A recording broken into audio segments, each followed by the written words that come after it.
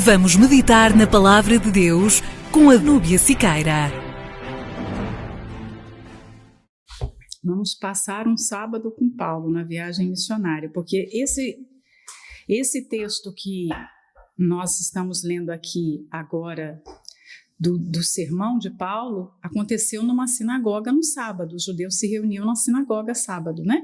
E aí você já pensa qual era o público, porque lembra que a gente fez esse exercício?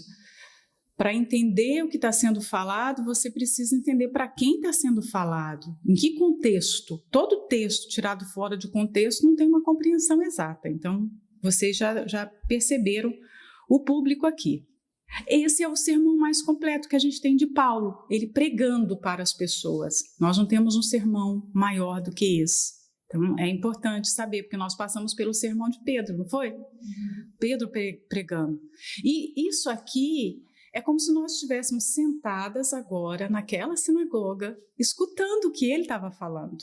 É muito interessante você fazer essa volta, porque a Bíblia nos dá a condição de nos tornarmos ouvintes dele ali naquele momento. Se a gente pudesse se transportar para aquele tempo, como nós vimos o sermão de Pedro lá no Pentecostes, hoje a gente pode ver o sermão de Paulo aqui agora nessa sinagoga. Imagina, no sábado de manhã, todos os judeus se reunindo nas sinagogas. Paulo e Barnabé chegam aqui nessa cidade e eles pensam, para onde é que nós vamos? Para a sinagoga.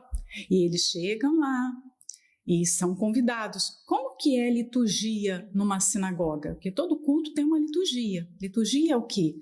É a dinâmica de como acontece um culto, né? Culto tem liturgia. Qual era a liturgia na sinagoga? Normalmente eles chegavam, oravam, se lia o Shema, que é aquela passagem de Deuteronômio 5, né? E depois eles leem trechos das Escrituras, às vezes 2, 3 trechos. Às vezes a reunião, digamos assim, o culto é tão longo que eles fazem pequenos intervalos, né? E quando você vê Paulo chamando as pessoas, ele não foi o primeiro a falar, porque se ele tivesse sido o primeiro ali, começou a liturgia e ele tivesse sido o primeiro a se levantar e falar, ele não precisaria chamar a atenção das pessoas. É como se tivesse assim, dado um intervalo e ele está chamando os homens de volta à atenção. Como a gente faz normalmente, ei, presta atenção, olha para mim, né? Mais ou menos assim. E quando este foi retirado, levantou-lhes como rei a Davi, ao qual também deu testemunho e disse, achei a Davi, filho de Jessé, homem conforme o meu coração, que executará toda a minha vontade. De quem ele está falando aqui? De Saul antes, né? Aqui, ó. E quando este foi retirado, este quem? Saul. Então, ele está fazendo uma conexão, claro, uma comparação entre Saul e Davi. O autor sagrado aqui, inspirado pelo Espírito Santo, quer que a gente olhe para os dois personagens, quer lançar luz sobre a vida de Saul e a vida de Davi, o que Deus encontrou em Saul e o que Deus encontrou em Davi. Hoje nós temos a oportunidade de ter essas histórias à nossa disposição, para que nós venhamos nos debruçar nesses exemplos e aprender. Tem muita coisa aqui interessante e não só interessante, fundamental para a nossa vida espiritual. Então, quando Deus removeu Davi, ou seja, esse retirou aqui é interessante. Deus colocou, mas ele retirou. Ele dá, mas ele tira. O Deus que unge também remove. O Deus que dá oportunidade também tira a oportunidade. E isso tem que dar temor na gente. Porque o mesmo Deus que concede privilégios, remove privilégios. E você vê isso na história de Israel. Deus levou todo aquele povo a entrar na terra prometida, deu de presente uma terra fértil, abençoada, como ele próprio descreveu, uma terra que mana leite e mel. Deu condições para o povo vencer os seus inimigos, mas em determinado momento de infidelidade contínua, Deus tirou a terra, mandou para o exílio. Deus tinha dado o templo e o templo foi destruído. Ele tinha colocado Jerusalém como a capital daquela terra e Jerusalém foi destruída. Então nós precisamos ficar atentas a essa realidade de Deus, porque principalmente a nossa geração é assim, constrói a figura de um Deus manipulável, controlável, um Deus inofensivo, um Deus que é só amor, né? E os seus atributos têm sido mutilados ao longo dos séculos. E chegou na nossa geração como um Deus assim, hiper, mega bonzinho, que faz tudo que o ser humano quer. E não é assim. Esse Deus que concedeu a honra de Saul ser rei e estar à frente do povo de Israel, esse Deus também removeu. E isso acontece conosco. Por que está nas Escrituras? Porque isso acontece todos os dias e com qualquer pessoa. Deus dá e Deus tira. Deus exalta, mas Ele humilha. E aí, por que é que aconteceu o que aconteceu com Saul? Eu sei que a história está fresca na cabeça de todo mundo que a gente está assistindo, né? A série. E a série mostra de uma forma bem vívida o que muitas vezes nós não conseguimos entender no texto. Quando você vê aquilo dramatizado, você percebe a grandiosidade de tudo que estava acontecendo, o quão mal foi o pecado, o quão baixo ele desceu. Você consegue perceber coisas que às vezes numa leitura rápida não se percebe, né? Então, Deus deu aquele grande privilégio para Saul, mas Saul não obedeceu. Saul se tornou orgulhoso. Saul se envaideceu, se apoderou da bênção de Deus, da honra para ele. E aí você pensa assim, quantas vezes, como nós vimos já na história de Israel e na história dos povos antigos, por exemplo, a história que nós temos Saul, que era do povo de Israel, mas nós temos também na história da Babilônia, Nabucodonosor. Nabucodonosor construiu a Babilônia, foi ele que construiu. Ele, com a sua capacidade intelectual, né, de engenharia, de cálculos e projetos, ele foi lá, construiu a Babilônia, ergueu um reino grandioso, porque a Babilônia foi um dos maiores impérios do mundo, ela figura até hoje como um grande império, mas quando o seu coração se exaltou e ele disse que a Babilônia era fruto da sua capacidade, o que Deus fez? Você acha que isso é seu? Você acha que isso aqui é fruto da sua capacidade intelectual somente? Eu não tenho participação nisso? Aí ele foi comer capim. Então, Deus age assim com um incrédulo que não conhece a palavra e Deus age assim com aquele que conhece a palavra. Ele é o mesmo para um cristão ou para um não cristão. Porque o que aconteceu com Saul aqui se torna mais grave porque ele conhecia a palavra, mas Deus também age dessa forma com pessoas que se exaltam e desobedecem a Deus, desonram a Ele, tomam a glória para si, né? Porque foi o que aconteceu com Saul. Ele se apodera da coroa, ele se apodera do povo, ele se apodera do trono e ele acha que tudo aquilo é dele.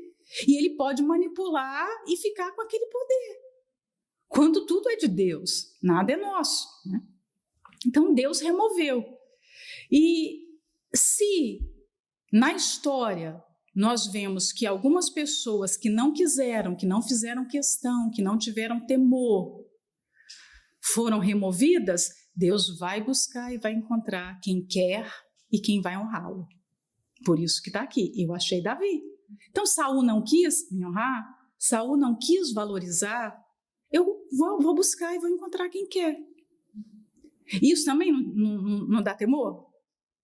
Isso dá muito temor, porque quando alguém desobedece a Deus, é rebelde à sua voz, não é Deus que está perdendo, é aquela pessoa que está deixando de ter aquele privilégio. Porque ao mesmo tempo ela vira as costas e Deus vira as costas para ela. E ele vai buscar e certamente vai encontrar alguém melhor. Não foi o que ele falou também de Saul? Alguém melhor. Gente, isso é para machucar o ego daquela pessoa que sobe no tijolo e acha que pode fazer discurso, né? Em Minas Gerais fala muito isso no interior de Minas. Você quer conhecer a pessoa? Bota no tijolo, porque ela vai achar que o tijolo já é um pedestal para ela se sentir. A conservação e a consciência de quem nós somos, do que está sobre nós, como Paulo disse lá, do tesouro no vaso de barro, é que deve acompanhar toda a nossa vida, porque se a gente perde isso, a preciosidade da unção, do privilégio de servir, vai sair e você nem vai perceber, porque Saul não percebeu quando o Espírito Santo se afastou. Ele nem se deu conta. Ele está lutando contra a vontade de Deus, ele está lutando contra as palavras do profeta que vinham de Deus e acha que vai vencer, porque ele está achando que está no controle, né? E aí fala, levantou-lhe como rei a Davi, o qual também deu testemunho. Imagina Deus dar testemunho a respeito de uma pessoa. Se alguém importante nesse mundo dá testemunho positivo a nosso respeito, já é algo grandioso, imagina. Deus dá testemunho de uma pessoa. E ele dá testemunho dela quando ela dá testemunho dele. Davi dava testemunho da sua fé, do seu temor diante das pessoas. A vida que ele tinha no privado era a vida que ele tinha no público. Porque às vezes as pessoas até dão um testemunho na vida pública. Elas até fazem as coisas direitinho no público, mas no privado elas não fazem. Davi dava testemunho a respeito da sua fé, tanto sozinho, quando estava lá no pasto com as ovelhas, quando ele estava junto das pessoas. E Deus está olhando justamente nessas duas esferas, quem nós somos no privado e quem nós somos no público. Então Deus fala aqui que ele achou Davi, o filho de Jessé, um homem conforme o seu coração. Por que era um homem que tinha um coração parecido com o coração de Deus?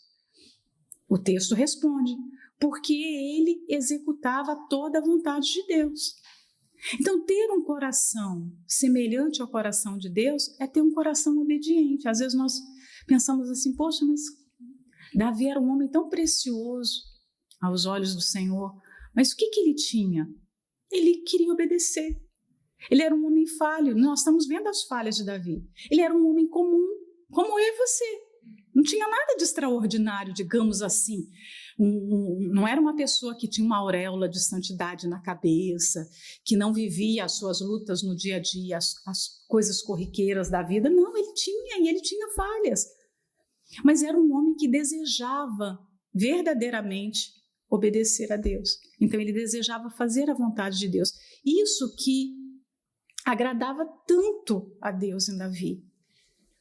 Quando Deus olhava, ele via alguém que, no íntimo, tinha aquele desejo. Eu quero fazer o que Deus quer. O que ele quer? Qual é a vontade dele? Eu quero obedecer, né? E uma coisa também que chama atenção na vida de Davi é a sinceridade dele, né? A sua sinceridade. Ele errou, e você vê que essa sinceridade o acompanha por toda a vida. Ele errou, mas ao mesmo tempo que os seus erros foram grotescos, foram públicos ali, todo mundo tomou conhecimento, o seu arrependimento e a sua humilhação também foram grandes. Então você coloca, sabe, o pecado e a humilhação, a forma como ele mostrou arrependimento é compatível. Que às vezes a pessoa erra, mas o arrependimento e os frutos do arrependimento não são compatíveis com o erro. Não foi o caso de Davi. Ele errou, mas a sua sinceridade o conduziu a assumir os seus erros, a se humilhar. Você vê que no caso, quando o filho se levanta e ele sai do palácio, ele sai descalço, como uma pessoa comum do povo. Ele é insultado e ele fala, quem sabe essa pessoa realmente tem razão. Olha que humildade, ele era o rei, né? Ele não precisava, de repente, se sujeitar a ouvir aqueles desaforos, aquela afronta. Mas ele aceita, então ele tinha um coração sincero, um coração humilde, um coração que está disposto a pagar o preço do seu pecado, do seu erro. Por isso que quando você analisa a vida de Davi, e é bom a gente analisar toda a história, porque o personagem bíblico que nós temos mais textos sobre ele é Davi. Davi, nós temos ali a história dele jovenzinho, muito novo como pastor de ovelhas, até a sua morte. A gente acompanha Davi até o seu leito de morte. Então, por que a Bíblia fala tanto de um personagem? Por que Deus permite que nós venhamos ver a inocência de um jovenzinho, um adolescente, o amadurecimento dele, ele se tornando um soldado, ele se tornando um líder de 400 homens, depois o rei de Israel. Aí você vê os pecados, a Bíblia não silencia a respeito das falhas de Davi, e depois você vê a mesma fragilidade, né? O adolescente até o idoso. Porque nós temos que olhar para a vida dele e ver a nossa vida nessa linha do tempo. Porque nós estamos construindo a mesma linha do tempo. Todas nós aqui. Começamos a caminhar com Jesus, a maioria de nós aqui, jovem, né? Não sabíamos quase nada a respeito da vida, a respeito de Deus, a respeito de coisas práticas. A gente foi aprendendo tudo ao longo do tempo, temos caminhado com Ele. E olhar para a nossa linha do tempo nos faz refletir os nossos erros, os nossos acertos. Nós temos melhorado, nós temos nos afastado de Deus, a santidade dele tem crescido em nós, ou nós temos perdido o temor, nos afastado dele. Então é isso que você vê aqui, o paralelo entre Saul e Davi, ou o paralelo, por que Deus se agradou de Davi, quando ele olha hoje para a obra, por exemplo, quando Deus olha para a Igreja Universal, ele encontra pessoas que ele pode realmente contar. Quando ele olha para as esposas, quando ele olha para todas nós, ele encontra esse coração disposto a obedecer, esse coração submisso a fazer a vontade de Deus. Qual é a vontade de Deus? Eu não quero errar. Qual é a vontade do Senhor? Porque ele continua buscando. Teve um período que está lá em Ezequiel, eu acho que é Ezequiel 20, eu não tenho certeza, mas que o profeta fala, né? Deus coloca as palavras na boca do profeta que naquela época ele procurou um justo, ele procurou um homem, um só para ficar na brecha, não é? E ele não achou, ele não encontrou. Então, há tempos de tanta escassez, de tanto esfriamento, de tanta falta de temor, que Deus pode procurar. E, de repente, com quem eu posso contar? Aquela oração feita no céu pela Trindade, porque quando acontece aquele evento de Isaías, quando ele vai ao templo, Isaías 6, ele vai ao templo disposto a encontrar Deus, né? E ele vê a Deus no ano da morte do rei Uzias, e na conversa que Deus tem com Isaías, naquela experiência que Isaías vive com a presença de Deus, de ver os serafins o tempo todo ali, santo, santo, santo é o Senhor, a visão tão extraordinária de Isaías. Quando Deus, para terminar aquela visão, você vê que é como se fosse um clamor da Trindade. A quem enviarei? É um pedido. Com quem eu posso contar? O a quem enviarei é Deus perguntando. Com quem realmente eu posso contar? Quem é por mim? Quem eu posso tornar pescador de almas? Quem tem um coração semelhante ao meu? Quem luta as minhas lutas? Quem defende os meus sonhos? Quem ama o que eu amo? Ele está procurando. Naquela altura, Isaías respondeu: eis-me aqui, Senhor, né? O Rinene, envia-me a mim. Hoje Deus procura, os seus olhos, Isaías também fala isso, né? Os seus olhos passam por toda a terra procurando. Então, quando ele procurou na altura que Saul tinha se desviado, que Israel estava lá naquela condição espiritual ruim, ele procurou e ele encontrou Davi. Sem condições, porque se fosse compará-lo com o soldado, ele não tinha condições, se fosse comparar a sua capacidade intelectual também ele não tinha, mas ele tinha o coração. Então, se a gente tem esse coração disposto a obedecer, se arde dentro de nós esse desejo de servir a Deus com humildade, com sinceridade, Ele vai nos encontrar e Ele vai nos usar com certeza. E não tem nada mais glorioso do que isso. Saber que Deus conta conosco, que a nossa vida, o nosso tempo, as nossas forças, tudo está à disposição dEle. As nossas mãos, a nossa boca, o nosso pensamento, tudo é para honrá-lo. Então, se os olhos dele estão passando por toda a terra, será que cada uma de nós aqui, agora é uma pergunta individual, é uma pergunta para responder até de forma silenciosa, será que quando Deus olha, ele encontra em nós esse Davi? Esse Davi, aquele Davi que a gente está vendo da série agora, ele encontra essa pessoa? É uma pergunta para cada uma responder, né? Da descendência deste aqui é Davi, conforme a promessa, levantou Deus a Jesus para Salvador de Israel.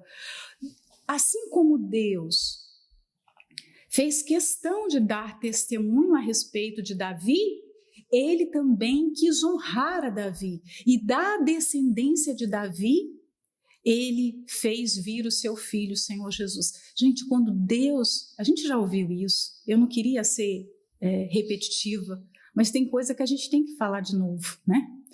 Quando Deus quer honrar alguém, a sua forma de honrar é tão inusitada, é tão grandiosa, me faltam as palavras, sabe, os adjetivos, é fora do padrão humano. Lembra quando Amã, o rei Assuero, perguntou para Amã o que se deve fazer com um homem a quem o rei quer honrar, né? Porque ele tinha passado uma noite de insônia e ele queria honrar, ele se lembrou do caso de Mardoqueu e ele queria honrar Mardoqueu por tê-lo feito saber lá da traição no palácio. E o tempo tinha passado, ele não tinha honrado, mas ele se lembrou, na insônia ele se lembrou, né? Assim, os homens importantes, normalmente, quando tem insônia, Deus trabalha na insônia, né? Deus não desperdiça nada, nem noite mal dormida, nem dor de barriga, tudo ele aproveita. E aí, o que Amã falou? Ele pensava que a honra era para ele. Se o rei quer honrar, pega o seu cavalo, a sua capa, as suas vestes reais, coloca essa pessoa sentada nesse cavalo e com alguém puxando o cavalo e falando diante das pessoas, está aqui um homem que o rei quer honrar. Olha só, e aquela era a honra para Mardoqueu. Então Deus faz chegar a honra para os fiéis de forma como, assim, homem nenhum imaginou. É inusitado, é assim, fora do raciocínio humano. Ninguém precisa ficar buscando, eu quero essa honra, eu quero isso para mim, eu quero ter aquilo, eu quero que as pessoas se lembrem de mim. Não, se Deus quiser te honrar, Ele vai fazer isso de uma maneira que as pessoas vão ficar surpreendidas. E você não vai ter como falar assim, não foi Deus, foi o homem. Não, foi Deus. Não teria outra forma de Mardoqueu ser mais honrado do que sentar naquele cavalo e andar no meio de toda a cidade e sendo puxado por Amã. Não tinha. Ninguém poderia conceber uma coisa dessa. Nem os melhores escritores do mundo, as pessoas que criam os melhores roteiros do mundo. A Bíblia tem roteiro. Quando nós estamos vendo agora a série de Davi, né? A história de Davi. Algum roteirista conseguiria criar uma história daquela? Fala sério. Olha a história dos prepúcios. Não tem. Ninguém conseguiria conceber uma coisa daquela, não é? Então, quando Deus quer honrar, Ele honra. Olha a honra que Ele deu para Davi. Ele fez vir de Davi o Salvador de Israel. Não é qualquer pessoa. Olha o que está escrito aqui. Levantou Deus a Jesus para Salvador de Israel. Então havia na mente daquelas pessoas principalmente daqueles judeus, o pensamento. Mas nós sabemos que Davi é importante. Nós sabemos que ele foi um grande rei, porque isso aqui aconteceu no tempo, a história que dessa pregação de Paulo foi passado centenas de anos depois de Davi. E Davi era celebrado ainda como um grande rei, um homem que tinha conseguido muitas vitórias para Israel, né? Até hoje ele é o rei mais importante de Israel. Mas a honra de Deus não se restringia àquilo, às vitórias, às conquistas territoriais. A honra de Deus é muito maior do que qualquer coisa nesse mundo. Enquanto as pessoas achavam que a honra para Davi estava no facto dele ter conquistado o território, dele ter vencido os filisteus, dele ter colocado o nome de Israel entre as maiores nações do Oriente. Não, mas não era só isso. Deus tem honra para os seus servos que ultrapassa essa vida terrena. Então, a honra para Davi. Deus fez vir dele Jesus, o Salvador de Israel. Ele está falando de Israel aqui porque ele está falando para um público de Israel. Então, um Salvador de Israel era a pessoa mais importante, né? Tendo primeiramente João, antes da vinda dele, pregado a todo o povo de Israel o batismo de arrependimento. Agora ele entra num outro personagem também muito importante, que era João. A história de João, a história de Jesus, tinha se espalhado naquele tempo. João, antes de Jesus começar o seu ministério, João era muito famoso. João era muito mais famoso do que Jesus naquela altura. Jesus não tinha começado o ministério dele ainda. Jesus estava onde? Em Nazaré, numa aldeia lá, anônimo. Mas João não. João já pregava, já era conhecido por todo mundo. Então, Paulo vai buscar um personagem que aquelas pessoas conheciam, né? E que fazia parte da história de Jesus. Então, ele escolheu João veio antes dele e pregou sobre o arrependimento. Mas João, quando completava a carreira, disse: quem pensais vós que eu sou? Eu não sou o Cristo, mas eis que após mim vem aquele a quem não sou digno de desatar as sandálias dos pés. Paulo lança aqui uma palavra que ele usou lá em Timóteo, sobre carreira. Lembra carreira? É a mesma palavra, né? Então, quando João estava completando a sua carreira, quando ele estava terminando já o seu ministério, né, está falando aqui, que ele foi perguntado pelas pessoas a respeito da sua identidade, quem ele era. E ele responde o quê? Eu não sou. E isso aqui contrapõe ao que Jesus falava que era. O que Jesus falava que era e que é? Eu sou. Se João fala eu não sou, nós temos um que sabe e que fala e que assume eu sou. E aí a gente pensa na nossa posição de pregadores do Evangelho. João era um pregador. João estava ali no papel de abrir o caminho para Jesus. João tinha fama. João era um importante pregador do seu tempo, o mais importante do seu tempo. E Jesus chega a dizer que entre os nascidos de mulher, ninguém era maior do que João Batista. Imagina isso. Porque João foi um homem importante em Israel. Mas quando ele foi questionado sobre quem ele era, ele soube rapidamente dizer quem ele não era. Eu não sou. Ou seja, eu não sou o Messias. Ele sabia qual era o seu papel ali, naquele momento.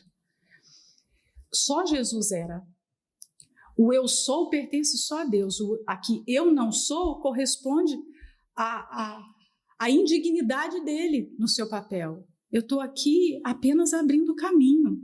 Como ele disse também lá em João, está escrito, eu só sou amigo do noivo. Eu estou guardando a noiva aqui porque ela pertence a alguém. Eu sou amigo do noivo.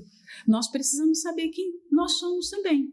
Porque hoje há um evangelho sendo pregado em que coloca o ser humano no centro, que coloca o ser humano como muito importante. Você é o amado de Deus, você é o centro de tudo, você é importante nisso, você é importante naquilo.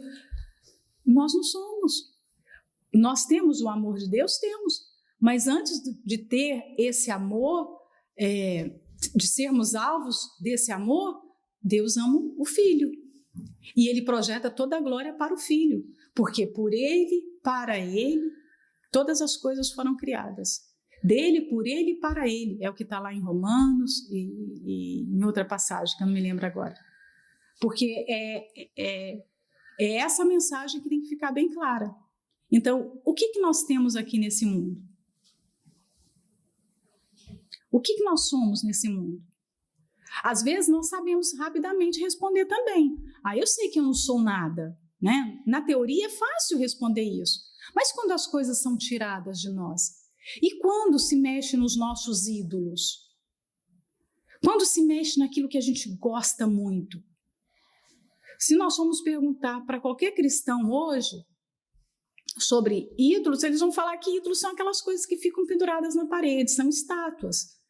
Mas ídolos nós já aprendemos, que é qualquer coisa que você goste muito, que você pensa muito, que você deseja muito, que você coloca o seu afeto, as suas forças, a sua energia, e que te tira do centro. Quando você pensa em perder aquilo, você começa a orar, a jejuar. O que te faz orar muito, jejuar muito? Quer identificar o ídolo? É só pensar no que te causa muita dor. Está te causando muita dor?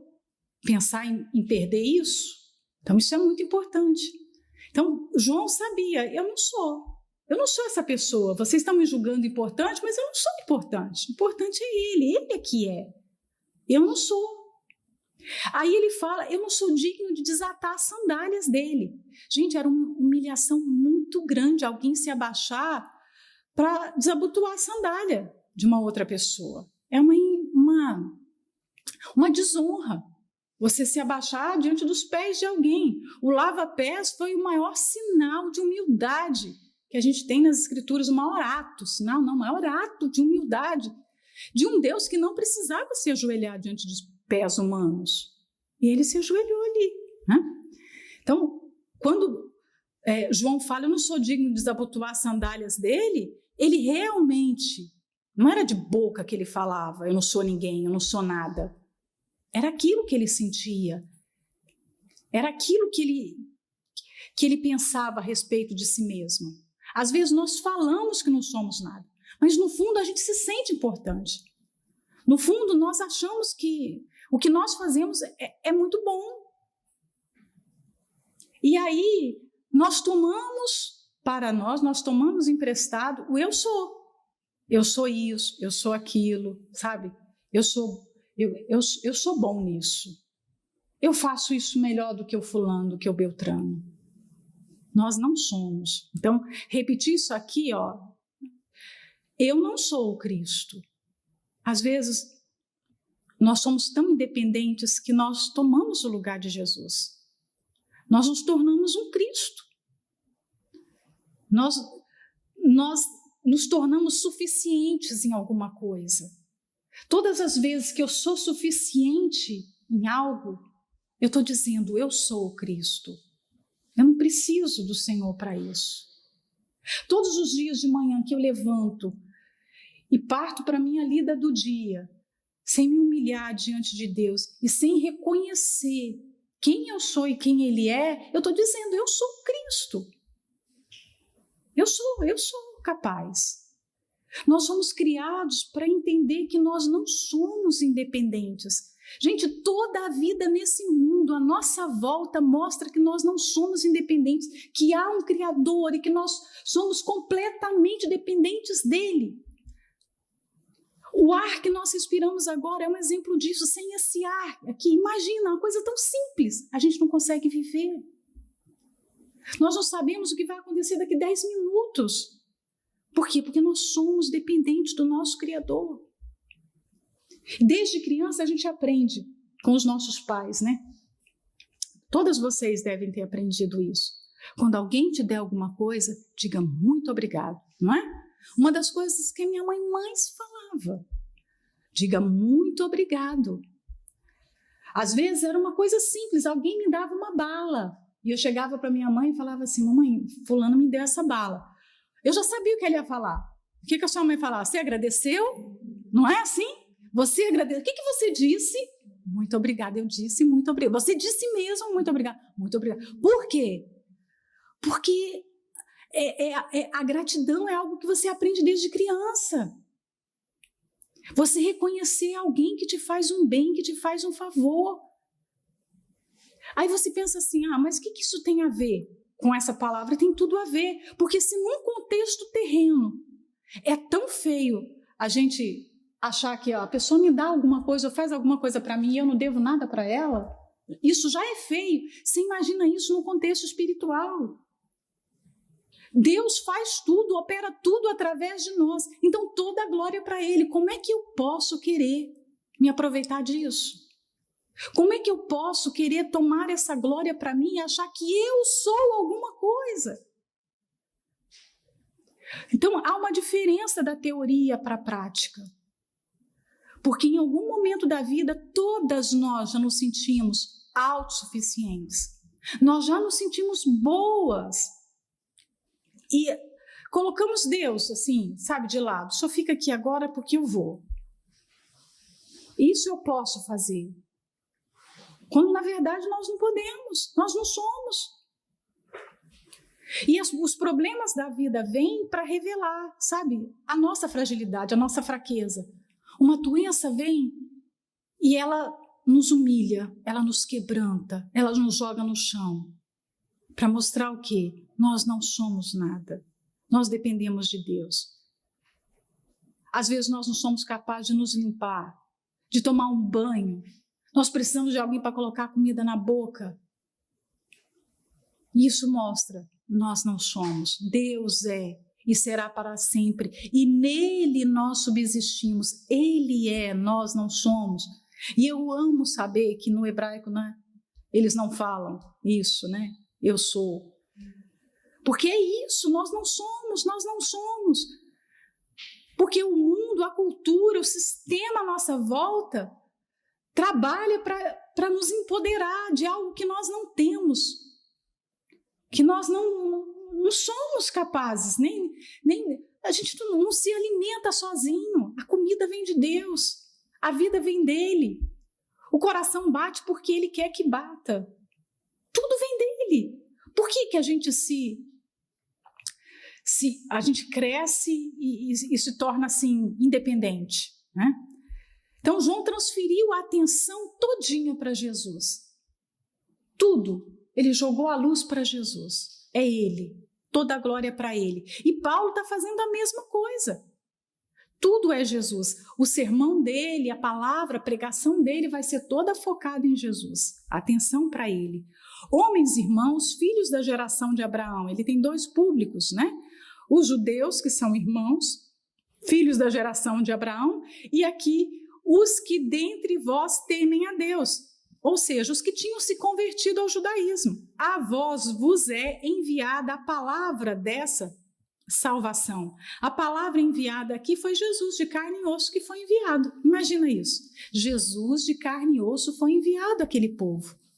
E aí Paulo fala, essa palavra se fez carne e foi dada do céu para os homens. Foi dada a vocês. E agora vamos ver o que eles fizeram, né? Por não terem conhecido a este, os que habitavam em Jerusalém e os seus príncipes condenaram-no, cumprindo assim as vozes dos profetas que se leem todos os sábados.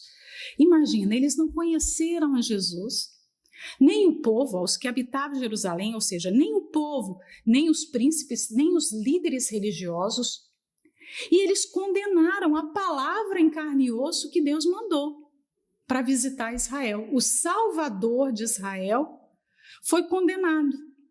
Mas eles liam a respeito de Jesus todos os sábados. Eles estavam ali no sábado.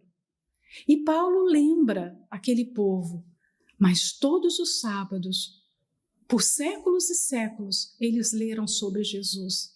Mas eles não conheceram quando Jesus veio até eles. Como pode isso? Isso é assustador, não é? Todos os sábados, eles estavam aqui, como nós, lendo a palavra. Quando fala a lei e os profetas, é um sinônimo para o Antigo Testamento. Você pode falar Antigo Testamento Ou você pode falar a lei e os profetas. A lei é o Pentateuco, os 5 primeiros livros da Bíblia, e os profetas são todos os demais livros. Eles liam. Imagina, eles liam em casa e eles liam aqui todos os sábados. Pela manhã eles estavam aqui. E eles não conheceram a Jesus. Né? Aqui, ó. Todos os sábados. Imagina isso. Era a mesma coisa falar para a gente assim, todos os domingos, todas as quartas-feiras, eles estavam lá na igreja, ouvindo. Mas eles não entendiam. Eles não conheciam, eles não discerniam, eles não praticavam. Como pode alguém que está há séculos, né, um povo que vem há séculos ouvindo sobre Jesus, e aí Jesus chega, eles matam Jesus, eles entregam Jesus à morte. Então isso pode acontecer com a gente, né? Você está ouvindo uma palavra que é para a sua salvação, que é para a sua salvação mesmo, que é para a sua libertação, em algum sentido. E você não consegue perceber. É como aquela pessoa que está hipnotizada, já viu? Pessoa que está hipnotizada, está um zumbi. Dentro da igreja, ultimamente eu tenho visto muitos zumbis. As pessoas estão ouvindo, e parece que elas não estão ouvindo. Elas se tornaram ateus dentro da igreja. Cristãos ateus. Porque eles leem tudo isso, né? Essas pessoas leem tudo isso. Mas elas não creem, elas não discernem o que estão lendo. Como o povo naquela época, todos os sábados eles estavam aqui. Mas eles condenaram a palavra da salvação. E embora não achassem alguma coisa de morte, pediram a Pilatos que ele fosse morto. E havendo eles cumprido todas as coisas que dele estavam escritas, tirando-o do madeiro, o puseram na sepultura, mas Deus o ressuscitou dentre os mortos. Imagina, eles pegaram o Salvador, a palavra viva, crucificaram no madeiro, o tornaram maldito. Era a pior coisa que se podia fazer na face da terra. A crucificação era isso, por isso que Paulo tem que lembrar aqui. O que aconteceu com Jesus? Porque nós estamos tão acostumados com a cruz, né? A gente já está acostumado com... Porque nós temos um contexto cultural, religioso, a gente já vem de um berço que traz essas informações. Mas nessa época aqui, as pessoas não estavam tão familiarizadas assim. O Messias, o Salvador, morreu no madeiro, crucificado como um maldito. Isso era um paradoxo. Como a salvação pode vir de um madeiro? A maior beleza que existe no mundo vem de uma cruz. Da coisa mais feia também que existe no mundo. Não tem nada mais feio, mais horrendo no mundo do que uma cruz, do que a morte no madeiro. Mas, em contrapartida, olhar para a cruz é olhar para o melhor lugar que, né, os nossos olhos podem estar, porque é contemplar a salvação. Os anjos não olham para as belezas do céu, eles não estão lá admirando porque o céu, porque as ruas do céu, porque a beleza do céu, eles estão contemplando Jesus por causa da cruz, pelo que ele fez. Então, quando os nossos olhos estão na cruz, no madeiro, estão no que Jesus foi capaz de fazer, os nossos olhos estão no lugar certo, nós não vamos errar. Eles puseram Jesus na sepultura, mas qual a resposta de Deus para aquele ato? Deus o ressuscitou dentre os mortos, e ele disse, e ele por muitos dias foi visto pelos que subiram com ele da Galileia a Jerusalém, e são suas testemunhas para o povo. Imagina, né? Jesus andando, depois da morte, depois de todos aqueles acontecimentos todos, Jesus fazendo o percurso da Galileia até Jerusalém, naquelas estradas, e aquelas pessoas que foram selecionadas, a gente já leu que Jesus não apareceu para qualquer pessoa, mas ele apareceu para os que criam nele, né? E ele caminhando, viajando, o mesmo Jesus que tinha passado por tudo aquilo, caminhando ali entre aquelas pessoas. Então ele foi visto andando, caminhando na estrada com o povo. E nós vos anunciamos que a promessa que foi feita aos pais, Deus a cumpriu cumpriu a nós, seus filhos, ressuscitando a Jesus, como também está escrito no Salmo 2: meu filho és tu, hoje te gerei, e que o ressuscitaria dentre os mortos para nunca mais tornar a corrupção. Disse-o assim: as santas e fiéis bênçãos de Davi vos darei. As promessas que ele tinha feito a Davi, então, ele cumpriu. Olha só, Deus é tão zeloso com a palavra que aqui, através de Paulo, ele está dando a satisfação que ele cumpriu tudo que ele tinha falado com Davi. Então, as promessas que ele faz para cada pessoa, ele faz questão de mostrar que ele vai cumprir no seu tempo certo. Ele cumpriu com Davi. Então, ele deu Jesus através da linhagem de Davi. Jesus morreu, né? Ele foi crucificado, mas Deus o ressuscitou. Deus o trouxe da morte, conforme Deus tinha falado. Por isso também em outro salmo diz: não permitirá que o teu santo veja a corrupção. A corrupção nesse sentido aqui é a putrefação do corpo de Jesus, enquanto o corpo de todos os demais seres humanos que morreram estão lá na sepultura, os restos mortais, Jesus não viu essa morte nesse sentido, de ficar preso à sepultura, né? De ter os seus restos mortais ali. Porque, na verdade, tendo Davi no seu tempo servido conforme a vontade de Deus, dormiu. Foi posto junto de seus pais e viu a corrupção. Ou seja, a obra que Deus fez através de Davi foi limitada, foi por um tempo. Chegou o tempo dele partir, ele dormiu aqui no sentido de morrer, né? Ele partiu, ou seja, em outras palavras, né, a obra dos homens, ela vai ser sempre limitada. Nós não temos uma obra que vai, né? Nós vamos ficar aqui para sempre. Não, vai chegar um tempo. Tudo termina. A gente tem que estar preparado para esse tempo. Termina, tudo termina. E pode terminar hoje, pode terminar daqui um mês, pode terminar daqui um ano. Termina. Davi fez a vontade de Deus, mas chegou a hora que a obra dele terminou. E ele dormiu. E ele viu o quê? Corrupção.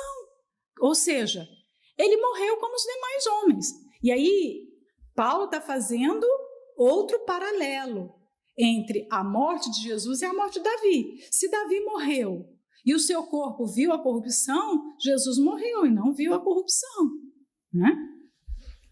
Mas aquele a quem Deus ressuscitou, nenhuma corrupção viu. Seja-vos, pois, notório, homens e irmãos, que por este se vos anuncia a remissão dos pecados. Aí entra na parte mais importante. Por causa da morte de Jesus, ele alcançou o quê? O perdão dos pecados. É o que é mais importante para o ser humano. Sem perdão de pecados, não tem relacionamento com Deus. Sem perdão de pecados, o homem é inimigo de Deus. Sem cancelamento dos nossos pecados, nós somos inimigos de Deus. Imagina isso, né? É a doutrina do perdão, do arrependimento, do perdão e da justificação, que tem que estar bem viva na nossa mente. Se tem um pecado que não foi confessado, que não foi apagado, que não foi cancelado pelo sangue de Jesus, essa pessoa está com uma barreira entre ela e Deus, não tem amizade, não tem relacionamento. Às vezes se acha que está tendo um relacionamento, mas não tem, tem uma divisão enorme ali. Aquela cortina enorme que tinha no templo que fazia separação, está entre ela e Deus hoje. Então é Jesus que conquistou na cruz com o seu sacrifício a remissão dos pecados. Essa remissão chega até nós quando nós nos arrependemos, né? E de tudo o que pela lei de Moisés não pudeste ser justificados, por ele é justificado todo aquele que crê. E aí a gente tinha que falar um pouquinho sobre justificação, né? E o tempo aqui não vai permitir. Eles se apegavam aqui, só para a gente finalizar, eles se apegavam à lei de Moisés. E pela lei eles se julgavam salvos. Eles se achavam merecedores de Deus. Eles colocavam, quando eles cumpriam a lei e faziam tudo que aparentemente estava certo, eles colocavam Deus numa posição de devedor deles. Deus está endividado comigo, ele tem que me salvar. ele tem que me abençoar, ele tem que fazer isso ou aquilo porque ele está em dívida comigo. Nós estamos sempre em dívida com ele, Deus nunca está em dívida conosco. Esse povo aqui precisava ouvir sobre a justificação porque eles se achavam justos diante de Deus, eles achavam que estavam justificados por causa da lei. Eles cumpriam a lei e eles achavam o quê? Nós somos merecedores do céu.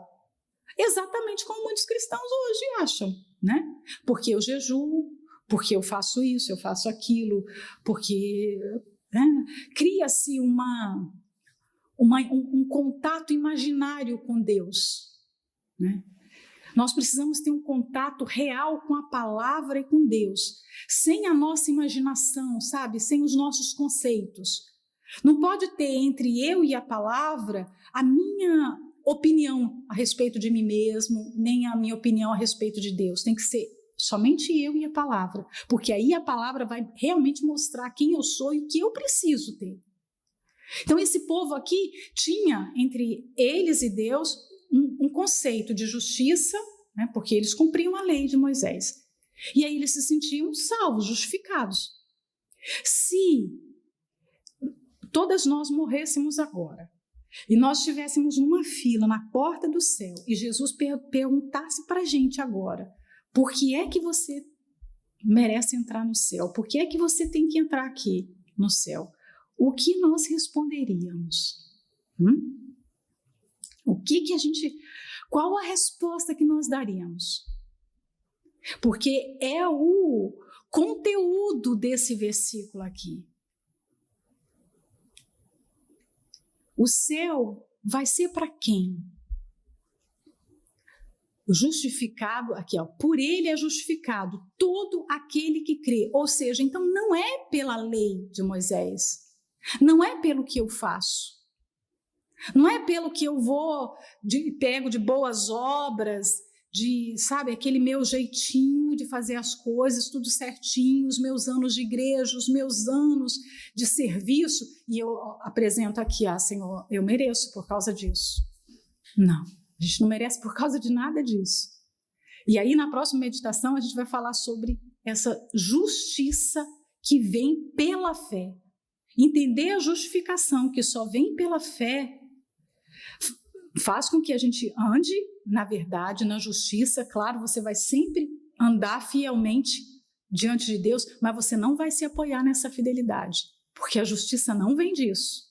Quem se apoia nessa justiça está perdido, como aquele povo estava.